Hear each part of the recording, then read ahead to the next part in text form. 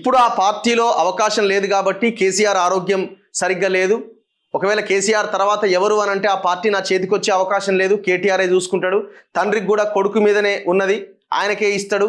కాబట్టి అక్కడ అవకాశాలు లేవు. కాబట్టి ఒకవేళ ఉన్నా మళ్ళీ అన్న తర్వాతనే ఉండాల్సిన పరిస్థితి. కాబట్టి మీరు రాజకీయంగా నేను ఎదగాలి, నేను ముఖ్యమంత్రిని కావాలనే ఒక రకమైన ఆలోచన మీకు ఉంది కాబట్టి బయటకు వచ్చినారు. మీరు లేదేమన్నా వాటాల కొట్లాటైనా ఎండాలి. సరే, మీరు లక్ష్మీ నరసింహస్వామి మీద ఒట్టు, నా పిల్లల మీద ఒట్టు అంటున్నారు కాబట్టి సరే వాటాల కొట్లాట లేదని అనుకుందాం.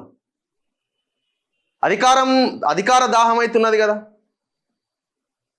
ఇప్పుడు మీరు వాళ్ళ దానికి ఏం ఆన్సర్ చెప్తారు మరి మీరు? అండ్ ఇంకొకటి మేము మాట్లాడిన దాంట్లో ఏమంటున్నది, నేను ముఖ్యమంత్రి అవుతాను ఒకవైపు అంటున్నది. అసలు ఇప్పుడున్న పార్టీలకి వచ్చే మీ పార్టీకి కావచ్చు సామాజిక న్యాయం అనేటువంటిది ఎజెండాగా మీకు ఉన్నదా? అసలు ప్రజలు ఇవాళ తెలంగాణలో రాబోయే కాలంలో ఎస్సీ ఎస్టీ బీసీల రాజ్యం రావాలి అని గట్టిగా నినదిస్తున్నారు.